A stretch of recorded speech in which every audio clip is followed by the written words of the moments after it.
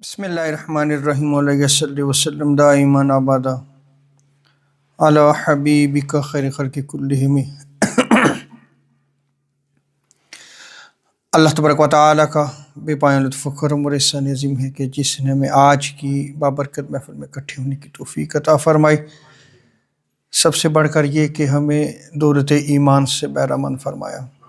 رمضان المبارک ایک ایسا بابرکت مہینہ ہے کہ جس میں اللہ تبارک و تعالیٰ کی مغفرت، اس کی رحمت اور اس کی برکت کا نزول ہوتا ہے، اور اس ماہ مقدس میں بندہ مومن کو یہ چاہیے کہ وہ اللہ رب العزت کی طرف رجوع کریں۔ اگر وہ رمضان مبارک کے مہینے کو پا لیتا ہے تو اس ماہ مقدس میں وہ اپنی بخشش و مغفرت کروا لے، کیونکہ اس ماہ مقدس میں اللہ رب العزت اپنے بندوں کو معاف فرماتا ہے، اور وہ شخص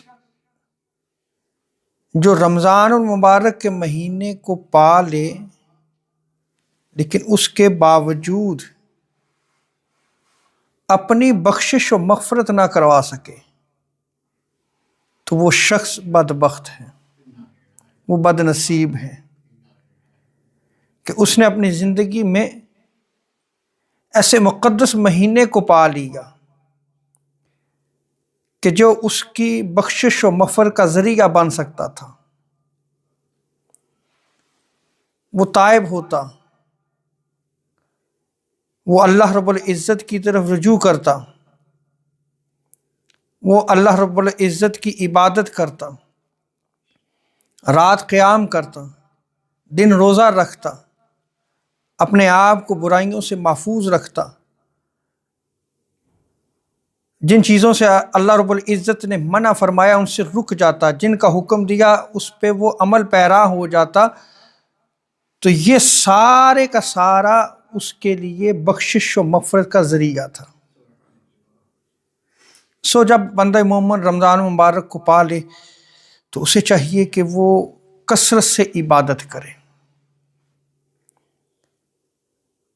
کیونکہ آقا علیہ السلام کی سیرت مطہرہ کا اگر ہم مطالعہ کریں تو حضور سید عالم صلی اللہ تعالی علیہ وسلم رمضان مبارک میں کثرت سے عبادت کی نہ صرف تاکید کیا کرتے تھے بلکہ خود آقا علیہ السلام رمضان المبارک میں کثرت سے عبادت کیا کرتے تھے۔ آقا علیہ السلام وجہ تخلیق کے کائنات ہیں، آپ کے سبب سے دوسروں کے گناہ اللہ رب العزت معاف فرمائے گا، لیکن اس کے باوجود حضور علیہ السلام رمضان مبارک میں کثرت سے عبادت کیا کرتے تھے۔ اسی لیے حضرت ابو ہریرہ رضی اللہ تعالی عنہ آپ بیان فرماتے ہیں کہ آقا علیہ السلام رمضان مبارک میں عبادت کی ترغیب دیتے ہوئے آقا علیہ السلام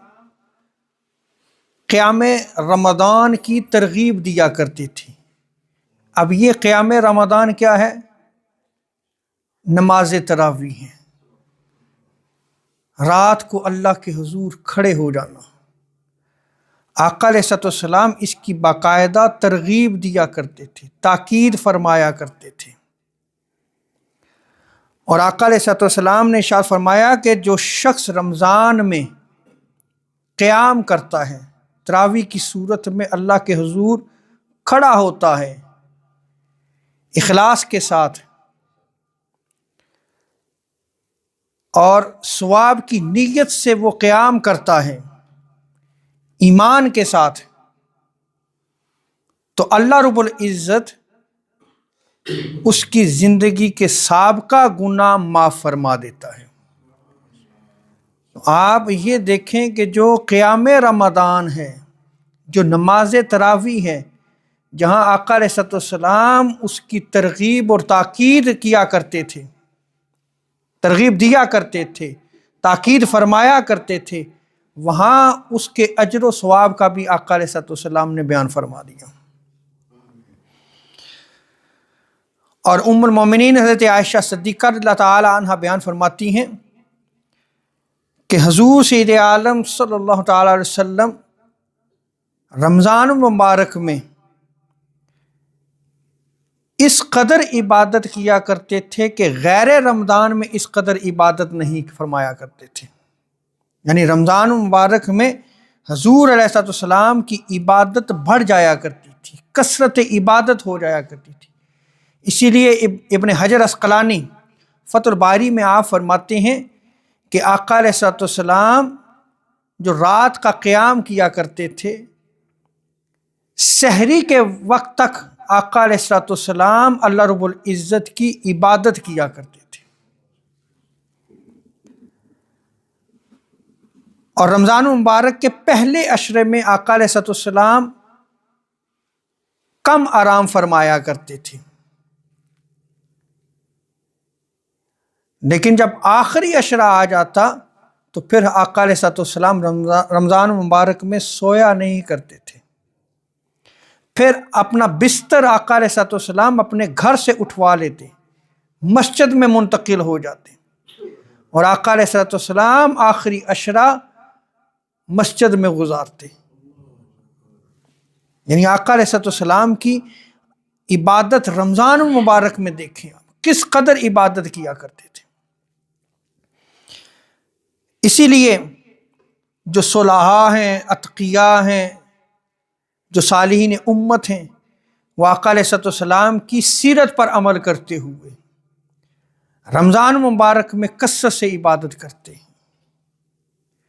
وہ آقا علیہ السلام کی سنت مبارکہ کو زندہ رکھتے ہوئے جہاں پنجگانہ نماز ہے جو فرض کی گئی ہے، اس کی ادائیگی کے ساتھ ساتھ وہ قیام رمضان بھی کرتے ہیں، ذکر کرتے ہیں، اذکار کرتے ہیں، تلاوت قرآن مجید کرتے ہیں۔ اللہ رب العزت ہمیں آقا علیہ السلام کی سیرت مطہرہ پر عمل کرنے کی توفیق عطا فرمائے۔ وما علینا الا البلاغ۔